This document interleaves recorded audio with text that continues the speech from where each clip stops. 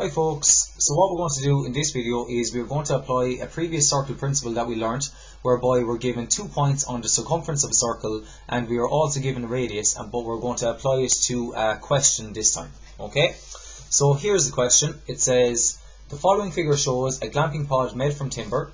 Draw the pod using the given dimensions below. Okay, so we can see here the glamping pod and the various dimensions, and as I said, we're going to use a principle that we've previously learnt, okay, whereby we have to identify some points on the circumference of a circle or an arc and the radius. Okay, so we need at least 2 points on the radius, or sorry, on the circumference or the arc and the radius. So can we identify, looking at this, some points? So first of all, I can see my base here is 100, okay, and I've already represented that on my sheet here.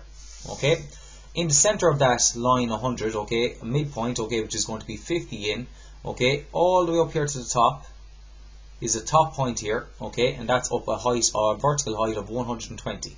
Okay, and as you can see, once again, I put that in all the way up to the top here. So first of all, let's identify some points on the arc of a circle, as we can see here, because we don't have any full circle, but what we do have is we have 2 or 3 arcs. So we can see here we have an arc going from this point here all the way up to this point here. So let's say I labelled that A and B, okay, and then I have another arc from B all the way down to here, which we will call C. So first of all, I've got 2 arcs, an arc here AB and an arc here BC. They do not share the same centre. As we can see, they clearly meet at a point, okay, it's not a continuous circular curve, okay, so they're going to share different centres.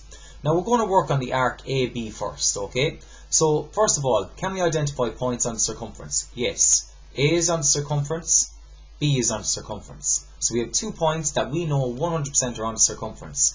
Now, do we have the radius? Yes, we do. We have a radius of 100 millimeters for this arc here. So first of all, then next we actually have to work out where would that center roughly be. So if the arc is going like this, look with my pen there, so obviously the center has to be somewhere over here if you follow the arc with your pen like that. Likewise for the arc for B to C, it's kind of going in that direction there. So therefore the center for that one has to be over here. Once again, it has a radius of 100. So the method for that is, from A and from B, we are going to swing 2 arcs, radius 100, to cross each other, and that will identify the center for us. So with my compass, I'm going to get 100 millimeters. Okay, I actually have that here already, from here to here. Just so happens to be 100, so I can take that distance on my compass, and what I'm going to do is I'll label them first of all.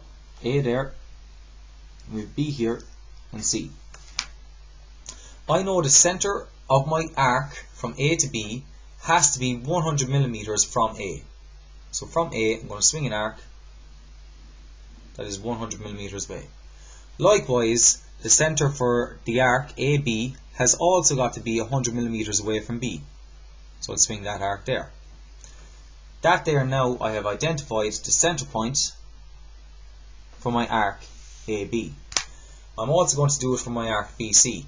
BC was going this direction, so from C it's going to be 100 millimeters away. Just replicating the steps, only the opposite side, and likewise with B once again. And once again, there we have it, the center point. Now, what I'm going to do, I'm just going to switch out my colour here. I'm going to switch over to a darker colour. And once again, I'm going to draw in my arcs. So start with the BC one, using my centre point here that I've identified. Put my compass out to C. Just check that it matches up with B. Yeah, I'm happy with that. Draw in my arc.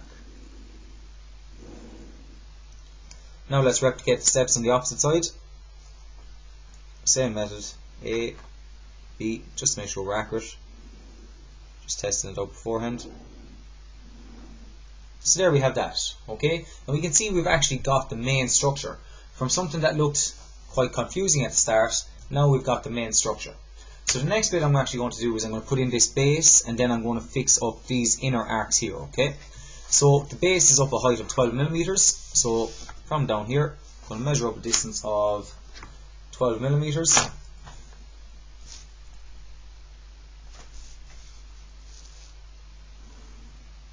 So there's my base put in, and finally I'm going to get this arc inside here.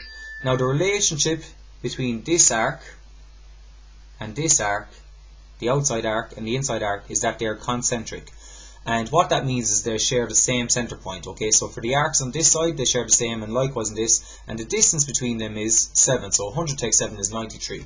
So I'll set 93 on my compass using my t-square.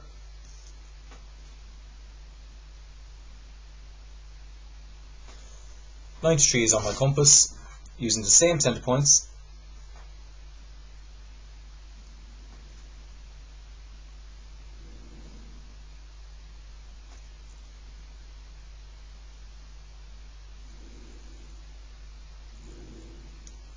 Nice and accurate. And now all we actually have left to do is completing the door section. So I'm going to speed up the video on that last little bit there, because that is literally simply a case of just drawing in some rectangles. So I'll speed up the video there now.